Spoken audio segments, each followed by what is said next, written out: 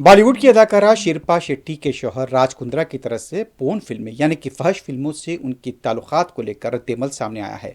Media से बात करते हुए राज कुंद्रा का कहना था कि उनसे मुताल्लिक जो खबरें आई हैं वह बिल्कुल बेबुनियाद हैं और उन्होंने कुछ गलत काम नहीं किया। जिन कंपनियों का नाम लिया जा रहा है वो टेक्नोलॉजीज की कंपनी है और नौजवान तलबा को टेक्नोलॉजीज के लिए मालूमात फराहम की जाती हैं। आज तक जिंदगी में I have not been part of any pornography, any production, nothing to do with porn at all. तो ये जब एलिगेशंस बाहर आए तो it was very hurtful because कुछ फैक्ट्स तो होने चाहिए साथ में, कुछ एविडेंस तो होना चाहिए साथ में. The reason the bail happened is because there were no facts to this, there was no evidence.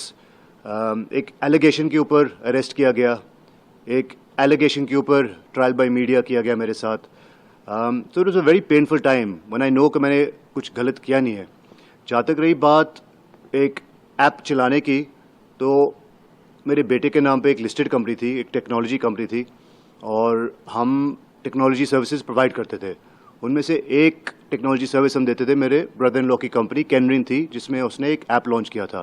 But even in that app जो वो यूके से चला रहा था, it was bold for sure, it was made for the older audience, और एक globally recognise classification जो बोलते हैं. अगर आप सिनेमा जाते हो तो उसमें बोलते हैं कि यूए है, ए है.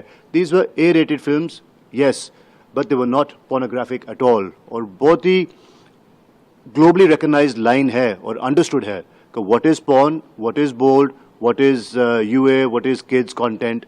तो उस क्लासिफिकेशन के अंदर मेरे ब्रदर इन लॉ के app use to run various content, and there was never anything objectional. अगर कुछ होता तो शायद मैं अपने ब्रदर इन लॉ को नहीं करने देता.